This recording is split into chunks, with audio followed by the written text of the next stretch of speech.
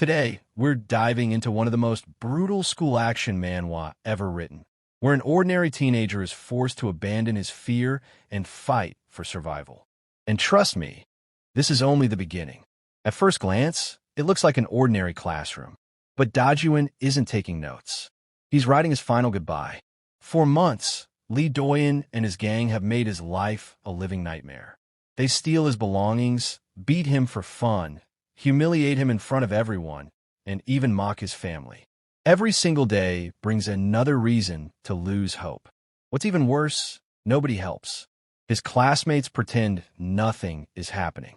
His teachers look the other way. Even his own family never realizes how badly he's suffering. Completely alone, Dajun convinces himself that ending his own life is the only escape. Then everything changes. A breaking news report spreads across the country. A student named Ma Jiam has surrendered to the police after taking revenge on 7 classmates who had bullied him for years. Everyone expects him to apologize. Instead, he looks directly into the cameras and says, "Nobody is coming to save you. If you want to survive, fight back." Those words hit Dajun harder than any punch ever could.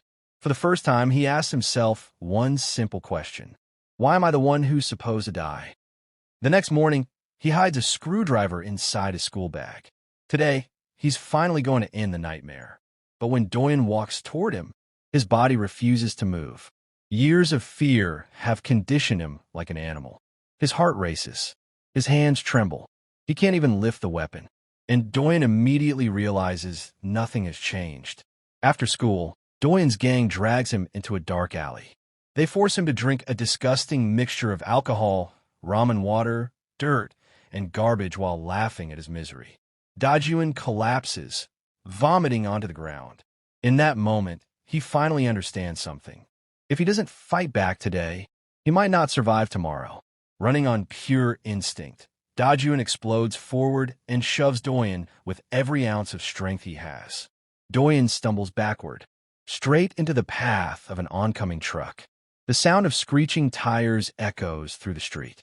Terrified by what he's done, Dajun runs without looking back. The next morning, every step towards school feels heavier than the last. He's convinced the police will be waiting for him. Instead, everything seems completely normal. Then his teacher announces shocking news. Lee Doyun is alive, but he's in a coma after being hit by a truck.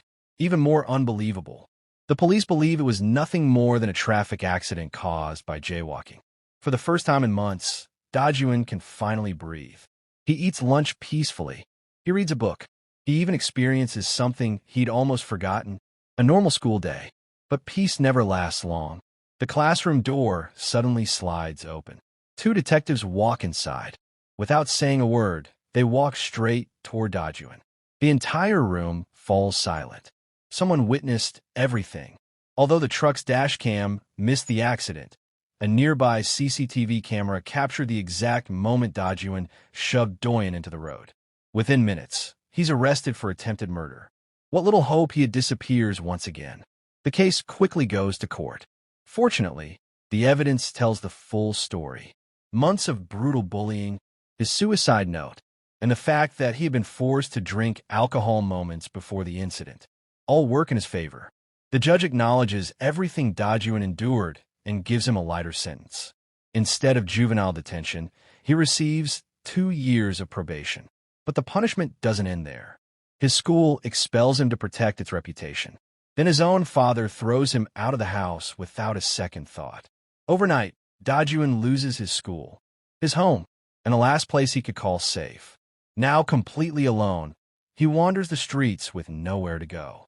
But the nightmare isn't finished with him yet. As rain pours from the sky, a familiar group blocks his path. Yu Sung-ti, Bae Juan, and dozens of Doyun's friends. They're not here to ask questions. They're here for revenge. The gang surrounds Dajun and attacks without mercy. Punches, kicks, umbrellas. Anything they can grab becomes a weapon. No matter how hard Dajun struggles, the numbers are simply too much. Desperate, he grabs a loose brick from the ground. But before he can fight back, he's knocked down once again. Lying in the mud, coughing up blood, Dajun finally realizes the truth. Hatred alone isn't enough. Without strength, he'll always be the victim. Just as the gang prepares to finish him off, a calm voice interrupts the chaos. Everyone turns around. Standing nearby is a scruffy young man holding a steaming bowl of instant ramen as if nothing unusual is happening. He glances at the group and calmly says, "Can you guys leave? You're getting blood all over my place." The gang bursts into laughter. To them, he's just another homeless nobody. The stranger sighs, sets his ramen aside, and in the next instant, everything changes. Before anyone can react, he tears through the entire group with unbelievable speed. Every attack misses. Every counter lands perfectly.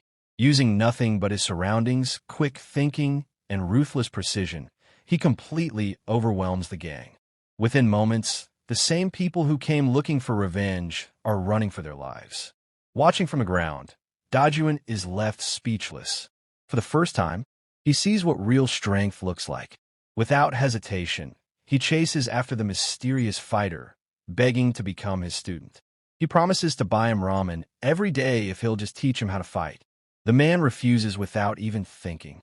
According to him, Dajun has lived too sheltered a life. He's nothing more than a flower raised inside a greenhouse. Someone like him wouldn't survive the streets. Most people would have given up, but not Dajun. If he won't be accepted, then he'll simply refuse to leave. He follows the stranger everywhere. He copies the way he dresses, sleeps where he sleeps, lives the way he lives. Every single day, Dajun watches him effortlessly defeat street thugs, and his determination only grows stronger. Finally, annoyed by the constant stalking, the man stops walking. "My name is Jo Hangil," he says. "Beat Park Young-hyun, and then I'll consider teaching you." Young-hyun isn't an ordinary teenager. He's a former baseball player with overwhelming size and strength. Jo Hangil explains that everything Dajun has done until now has been driven by fear. Swinging a brick, running away, panicking. That isn't fighting. If Dajun wants revenge, he has to stop thinking like prey. He has to become the hunter.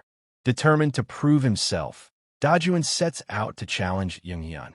Remembering Jo Hangil's advice that the first strike often decides a street fight, Dajun throws everything he is into a surprise punch.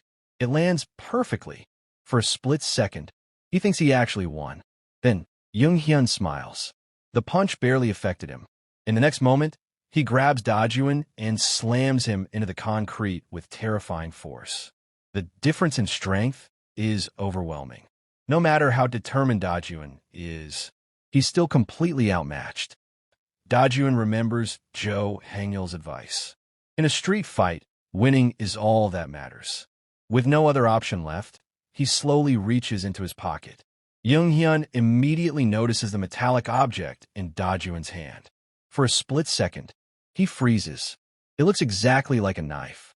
Dajun points it toward him without hesitation. That single moment of fear is all he needs. He rushes forward and unleashes a barrage of punches, finally forcing Young-hyun onto the defensive. For the first time in the fight, Dajun gains the upper hand, but victory slips away just as quickly. In his excitement, he lets his guard down. Young-hyun grabs the weapon, only to discover the truth. It isn't a knife. It's nothing more than a plastic school ruler taken from Dajun's backpack. Realizing he'd been tricked, Young-hyun completely loses control. Enraged, he charges at Dajun with the intent to crush him once and for all, just as the fight is about to end in disaster. Jo Hangil steps in. With effortless precision, he puts Young-hyun down in seconds. The fight is over before anyone realizes what happened. Dajun thinks he's finally proven himself, but Jo Hangil simply shakes his head. "You lost." He explains that Dajun abandoned his focus the moment he thought he'd won out on the streets. One careless mistake is enough to get you killed. Without another word, Jo Hangil turns around and walks away. Broken and covered in bruises, Dajun collapses beside a pile of garbage. Months of suffering, days of training, and he still isn't strong enough. Unable to hold back his frustration, he breaks down in tears. But something about Dajun's determination makes Jo Hangil stop. He glances back, lets out a quiet sigh, and says, "Fine, I'll give you one last chance. But from this point on, your training becomes much harder. The next day, Jo Hangil leads Dajun far beyond the streets he's always known. The familiar neighborhoods disappear, replaced by dark alleys filled with dangerous criminals and ruthless gangs. Then Jo Hangil reveals a terrifying truth. The bullies at Dajun school, they're nothing compared to the people who live here. These are men with nothing left to lose. People who solve every problem with violence. Looking straight at Dajun, Jo Hangil gives him one final challenge. Survive here. Dajun stares into the darkness ahead, realizing his real nightmare has only just begun. Can someone who couldn't even stand up to school bullies survive among real street criminals? And what kind of brutal training is Jo Hangil preparing for him? We'll find out in the next recap. If you enjoyed this video, don't forget to like, subscribe, and turn on notifications so you never miss the next chapter. See you in the next one.